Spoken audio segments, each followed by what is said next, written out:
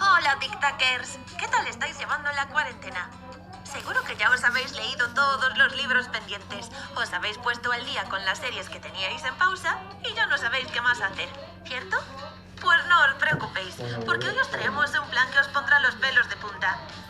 ¿Qué os parece revivir los creepypastas más sangrientos del canal? Nursa, Freddy Butcher, Lothing Jill y X-Virus encabezan la lista de personajes que más sangre han derramado. ¿Preparados para conocerlos? ¡Que empiece el terror!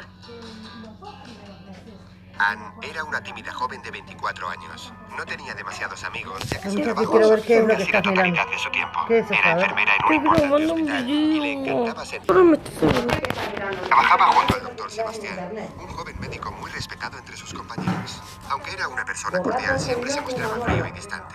Alpena, un día la invitó a su casa y tras una romántica cena, con una relación al poco su amor, y ambos iniciaron una relación al poco tiempo.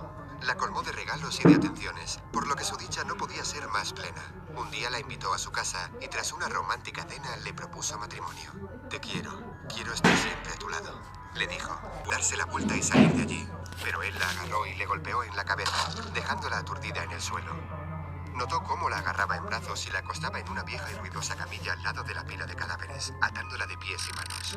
Sintió de pronto la presión de una aguja en el brazo y el efecto de lo que fuera que le había inyectado fue instantáneo. Su cabeza empezó a dar vueltas y perdió la sensibilidad del cuerpo.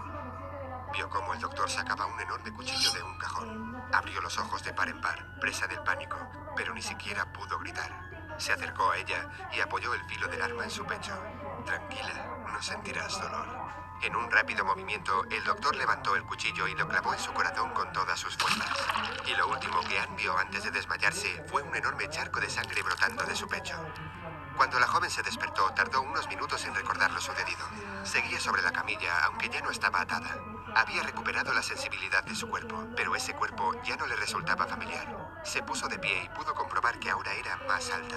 Notó una extraña sensación en la cara y al notarse comprobó que en su ojo derecho ahora había un parche. Observó sus piernas, luego sus brazos. Vio un sinfín de partes cosidas, trozos de piel que no le pertenecían. Aunque la pila de cadáveres ya no se encontraba allí, no tardó mucho en darse cuenta de que su nuevo cuerpo estaba formado por trozos de personas que ya estaban muertas. De pronto escuchó un ruido y vio que la puerta del sótano se abría. Supo que era él. Su cuerpo se tensó y su cara ardió con el calor de la furia. Se acercó a ella y la observó con cara de lunático. Mi querida Anne, qué hermosa te ves. No puedo más que admirar mi mejor obra. Ahora deberás hacer lo mismo conmigo y así nuestro amor será eterno. Pero ella ya no era la misma. Sentía una extraña sensación de euforia. Se sentía poderosa. De pronto le dio pena a aquel insignificante ser, y la mera idea de pasar el resto de su existencia a su lado le pareció repugnante. La sonrisa del doctor se desvaneció en cuanto observó a su amada. Antes de que dijese nada más, se abalanzó sobre él, y con la renovada fuerza de su sobrenatural cuerpo, lo estranguló. Trató de resistirse, pero todos sus esfuerzos fueron en vano. Ella era mucho más fuerte. En cuanto lo vio muerto, decidió pagarle con la misma moneda. Rebuscó entre las herramientas del sótano hasta que una motosierra llamó su atención. La encendió y la usó para cortar el cuerpo del doctor en pedazos, sonriendo con cada nueva mutilación. Salió del sótano y se dirigió a la cocina. Miró el reloj y comprobó que faltaba muy poco para que amaneciera. Se duchó para limpiar la sangre de su cuerpo y después rebuscó en el armario del doctor. Se puso un uniforme negro. Cubrió las cicatrices de sus brazos con unos largos guantes y colocó un mechón de cabello tapando su ojo derecho. Por fin, ya estaba lista para empezar un nuevo día de trabajo. Cuando Bradward Neil Thompson nació, sus padres eran demasiado pobres para mantenerlo, así que lo abandonaron en un hogar de acogida. Pero pronto fue adoptado por una nueva familia, los Parrish, una pareja con una niña de 9 años. El padre trabajaba como carnicero y la pequeña Sarah también aportaba algo de dinero como costurera. La madre, sin embargo, era una adicta a las pastillas y al alcohol, que sufría ataques de ira en los que llegaba a amenazar a los suyos con un cuchillo. Al llegar a la familia, el pequeño se convirtió en el nuevo blanco de sus iras. Lo golpeaba cada vez que derramaba el té o se despertaba tarde, cada vez que lloraba o levantaba la voz. Su padre, temeroso de su mujer, no hacía nada por defenderlo. Y por si fuera poco, pronto tuvo que echar una mano en el negocio familiar. Enseguida se dio cuenta de que la carne cruda le resultaba repulsiva. El olor, el tacto de la sangre y las vísceras. No podía soportarlo. Pero cada vez que escapaba de la carnicería, su madre lo golpeaba y reprendía por su debilidad. La única que se acercaba a consolarle era su hermanastra Sara. Se preocupaba tanto por él y era tan inteligente y bella que Freddy comenzó a sentir algo más. Se enamoró de ella, aunque nunca se atrevió a confesarlo. Mamá, Pri. Por otra parte, su madre empezó a ausentarse de casa. Pasaba días enteros fuera. Y cuando volvía, se encerraba en su dormitorio, sin parar de murmurar algo sobre una deuda y la compensación que había que pagar. Pero nunca dijo nada a su familia. Un día, Freddy volvió a casa y la encontró vacía. Vio luz en la carnicería, así que fue allí, temeroso.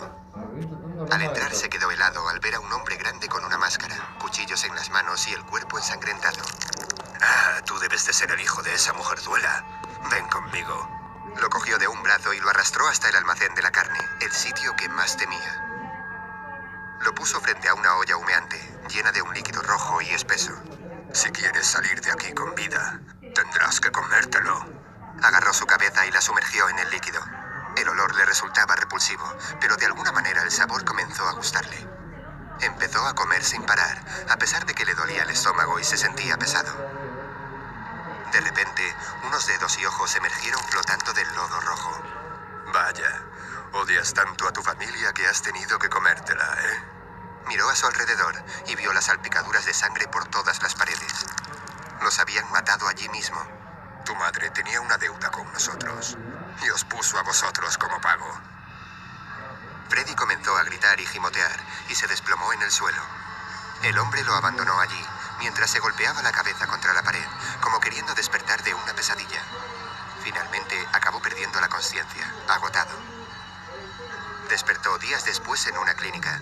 Nadie le explicó nada acerca de lo que había pasado y él fue poco a poco enterrándolo en su memoria. Cuando estuvo recuperado, una nueva familia llegó para llevárselo y darle un nuevo hogar. Eran una entrañable y cariñosa pareja que se preocuparon en darle todo lo que necesitaba, sobre todo mucho afecto. Era una novedad para Freddy, por fin se sentía aceptado. Pasó el tiempo, pero nunca fue capaz de olvidar aquella sensación, cuando comió carne humana por primera vez. La de los animales no le saciaba y empezó a hacer pequeñas escapadas homicidas en busca de víctimas, casi siempre en niños indefensos. Tenía miedo de romper su nuevo equilibrio familiar, pero el hambre en su interior era más poderosa que su voluntad. Un día, su padre volvió a casa y se encontró a su esposa yaciendo en el suelo, con las extremidades medio devoradas, las entrañas por fuera y casi sin cara. A su lado estaba Freddy, arrodillado, con la ropa cubierta de sangre. Se levantó y abrazó a su padre. «Te quiero, papá». El hombre le susurró. «Tú no eres mi hijo. Hicimos bien en abandonarte la primera vez y nunca debimos volver a por ti». Freddy se quedó impactado. Aquellos que le habían acogido con cariño, a los que había atacado, eran en realidad sus padres biológicos. «No te preocupes, papá. Te sigo queriendo». Dicho esto, mordió su cuello lentamente, dejando brotar la sangre. Su padre no se resistió, y Freddy terminó la tarea de comerse su cuello, su vientre y su cara. Al acabar, sintió un profundo arrepentimiento. Todos a los que había querido en su vida, su hermanastra Sara, sus padres biológicos, ya no estaban. Se los había comido, como si quisiese llevarlos dentro para siempre. Una náusea le brotó de lo más profundo y comenzó a expulsar algunos restos. Se sentía solo y desesperado.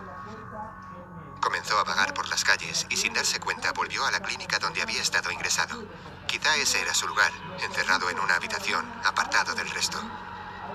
Pasó por la zona de maternidad y se fijó en una mujer de entre todas. Sus ojos le resultaban familiares. Cuando se acercó, ella lo reconoció y lo llamó por su nombre. No había duda, era su hermanastra Sara. Aquella que tanto le había apoyado, de la que había estado tan enamorado. Por fin había recuperado a alguien que le importaba, alguien con quien compartir su vida. Pero cuando bajó la mirada y vio su vientre curvado, le invadió una mezcla de sentimientos. Ira, tristeza, desesperación. La mujer a la que amaba estaba esperando un hijo de otra persona. Freddy la abrazó y comenzó a besarla compulsivamente. «Te amo, Sara». Ella trató de zafarse, pero era imposible.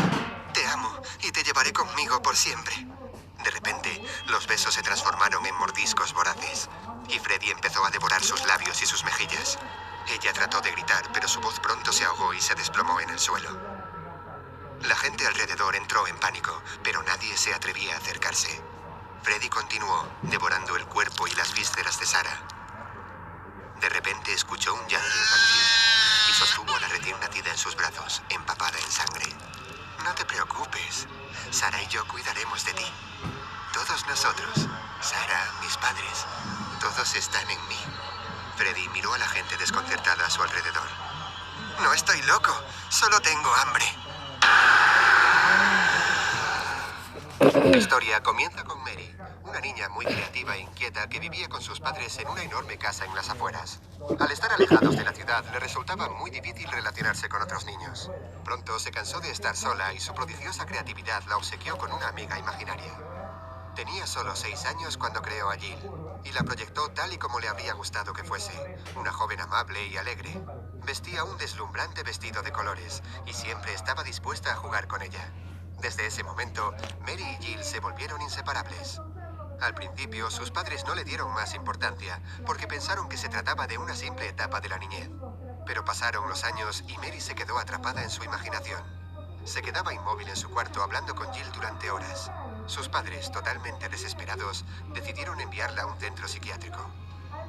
Pero Mary no dejó de hablar con Jill en ningún momento. Durante sus días de encierro en el sanatorio, fue viendo cómo los vivos colores de su amiga se desvanecían y su expresión alegre se iba transformando en una mueca de amargura. Viendo que realmente Mary no mejoraba, los doctores decidieron hacerle una prueba para ver si se trataba de su imaginación o si realmente veía cosas extrañas. La condujeron a una fría sala y la ataron a una camilla para impedir que se moviese, pero en cuanto la introdujeron en el escáner, Mary comenzó a gritar. Vio a Jill a su lado, retorciéndose de dolor, y se volvió completamente loca. A pesar de que estaba maniatada, forcejeó con ímpetu para liberarse. Jill gritaba y gritaba en sus oídos. Era capaz de percibir su sufrimiento, y Mary sufría a la vez con ella. ¡Parad, parad! ¡No puedo soportarlo más! Las luces de la sala se encendieron, y entró uno de los doctores con expresión de enfado. Sacó a Mary del escáner y se encaró a ella, reprobándole su actitud. Se supone que debías estar quieta. Pero el doctor palideció de pronto. Al lado de Mary vio la figura de una joven con un vestido descolorido que agarraba su mano. Su largo cabello, sin apenas brillo, le llegaba hasta la cintura, y su nariz acababa en un extraño pico. ¿Quién eres y qué haces aquí?, le preguntó el doctor, mientras Mary se revolvía en la camilla. La extraña figura lo observó tras una media sonrisa, pero no contestó.